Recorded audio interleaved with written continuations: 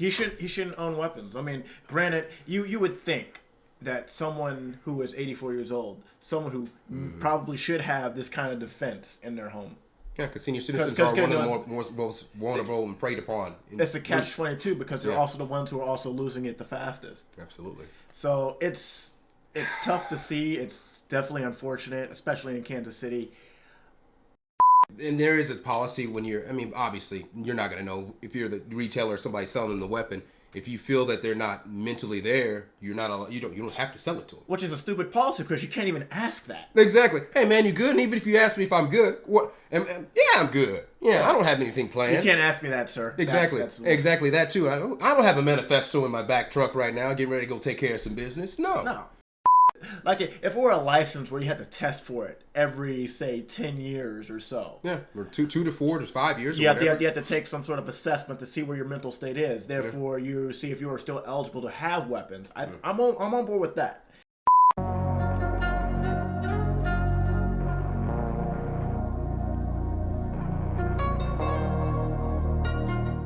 All right, audio test 1 2 1 2. We out here. What do we got today? All right, some news for everyone today. Oh, some news. What's the word on the street? We're going to begin with this. Andrew Lester, 84, has been charged with armed assault after shooting a 16-year-old Ralph Yari. Lester told police that he was afraid someone was trying to break into his home, CNN reports. He also claimed he was scared to death by Yari's size, CNN reported. Basically, a white homeowner from Kansas City, Missouri, said he shot a black teenager who rang his doorbell by mistake. Because he was scared. So let me get this straight. Hold on. Let me get this straight. So he was scared that he was being robbed when someone rang his doorbell. Mind you, broad daylight. Like, don't be an Amazon delivery driver. Don't be a UPS delivery driver. Don't be UPS or USPS. Don't be none of that. That's wild. The 84-year-old was charged with his first-degree assault in armed criminal action after he allegedly shot Ralph in front of his home last week. Clay County prosecutor Zachary Thompson said during the press conference Monday, 16-year-old high schooler had intended to pick up his brothers on the evening of April 13th, but went to the wrong address and rang the doorbell twice. So he not only did he ring a doorbell, it's not like he just walked in the house, the door was wide open, he walked in. He rang the doorbell like a normal human being does. Lester told police officers that he was in bed when he heard his doorbell ring. He grabbed his handgun because when my doorbell rings, I go reach for my handgun as well. Okay, I don't know what this guy's been through. He's 84. Who knows what he's seen? I guess, whatever. Before he answering, he added he was scared to death by the young man's size. He stated he believed someone was attempting to break into his house.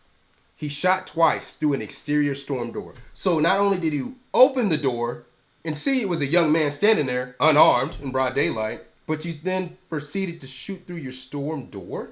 Twice? Because when I rob somebody, I let them know I'm robbing them first. I ring the doorbell to give them a common courtesy so they can get themselves together, get their defenses up, get the team assembled, drop down their trap cards. This is a robbery. Yep, because that's what normal people do when they rob. So he shot twice through the exterior storm door within a few seconds of opening the main door. The statement written by the police officer said. He said that the male inside took a long time, but he finally opened the door holding a firearm. He said he immediately shot in the head and fell to the ground. He got shot in the head. Ooh. God. So one of the shots was in the head, fell to the ground. He was shot twice, bullets striking him in the left forehead and right arm. Jesus, man. Well, what can you say, man? This is America. Yeah. It's sad because I'm getting desensitized to it. This is just something that's just been happening. And now it's happening even closer and closer to home. So it's unfortunate. And I don't want to be the person to say, "Oh, this is race." It could be race baited. Let's not even pretend. It definitely is plausible as being race baited. I mean, man, all the cues were there. So yesterday there was a big protest, massive protest. Yeah. They know where this man lives because obviously they released the information. Yeah. Calling for him to take everything from him. If he wasn't scared before. The mayor of the city of Kansas City marched. Everyone was marching. It's, we all know how times are turbulent now, especially with race-sensitive things. Right. But this is just even more of how do you mistake it, man? It's broad daylight. You had every out to not do what happened. Do you not have a peephole in your door? Or a ring or whatever you have or whatever? The fact is he took forever to get to the door. He had time to look. He then opened the door. It's not like he shot through the door. He opened the door, so you had to open your exterior door and then immediately shot twice. So I don't know if this man has dementia, Alzheimer's, PTSD, or whatever. That's what the defense is going to have to go with. Because at this time, this looks horrible. Right. Even with him being 84. Now imagine being his wife, or imagine being his kids. It comes down to gun regulation. Well, I'm against banning guns altogether. But I am on board with there being regulation to where if your mental mind state isn't there to have the mental capacity to own a gun, then you probably shouldn't own a weapon. Because I feel like that's hard. Because what if it was a delivery person? Now here I am, Amazon getting shot in the chest, and now Amazon has to take on this whole thing and policy changes and all that, and now it's just... Which is wild to me to think about that, man. I mean, he apparently maybe he doesn't ever get deliveries or whatever, but you're right. Just here's your package. I'm dropping this off, and pop, you know? Man, it's your shorts. You ordered these shorts, you know? You're just sitting here bleeding out, and I guess after the young man got hit twice, he ran a couple houses down, was knocking at doors to try to get help. I guess he was just released from the hospital a couple days ago. Yeah. So I don't know, God or the universe, whatever people look, somebody was looking out for him because he survived. So he didn't die.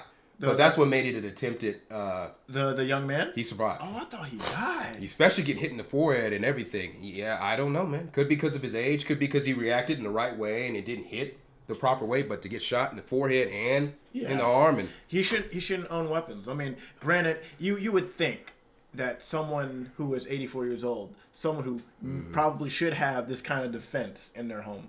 Yeah, because senior citizens are one of the most vulnerable and preyed upon. It's a catch-22 because they're also the ones who are also losing it the fastest. Absolutely. So it's tough to see. It's definitely unfortunate, especially in Kansas City.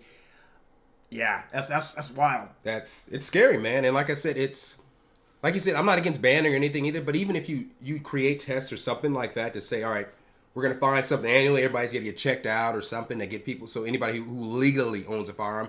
We still have that other aspect. Right. All right, I know I'm not stable. Why would I go and prove that I'm unstable even more? Well, people don't want their guns taken away because, they live their life. And what happens is they live their life, they have a collection of weapons and do all these things. Yeah. And then they start to slowly lose it. Like if it were a license where you had to test for it every, say, 10 years or so. Yeah, or 2 to 4 to 5 years you have to take some sort of assessment to see where your mental state is. Therefore, you see if you are still eligible to have weapons. I'm on board with that. People who should not have guns should not have guns. Absolutely, but still, there's always going to be access. Even somebody like himself. Well, because somebody else could go purchase it for him and get it for him. All these major shootings that are happening, people buying guns legally. Yeah, they bought it legally, but are they mentally, there to even have a gun? Should they have it? And there is a policy when obviously, you're not going to know if you're the retailer or somebody selling them the weapon. If you feel that they're not mentally there, you don't have to sell it to them. Which is a stupid policy because you can't even ask that. Exactly. Hey man, you good? And even if you ask me if I'm good, what? Yeah, I'm good. Yeah, I don't have anything planned. You can't ask me that, sir. Exactly. Exactly that too. I don't have a manifesto in my back truck right now, getting ready to go take care of some business. No. Who's gonna be honest? But like I said, it's really dicey there in KC right now. I mean, a lot of protests are going on, and like I said, this kind of situation, I hate to be this guy, but thoughts and prayers. Yep. I hate to be that guy, but I mean, it just keeps happening. Yeah. It just keeps happening. Yeah. Nope. So anyway. With that said, what do you guys think? Yeah. Let us know in the comment section down below. Do you think that this was a hate-related attack? Do you think that this old guy has mental things going on in his head? Do you think he should have been charged with more? Let us know in the comment section down below. Because that is, like I said, why didn't he get attempted murder? Isn't that interesting? Because that should be. They went with a lesser charge. Anyway. Subscribe. Right. That's what I found interesting, that they didn't.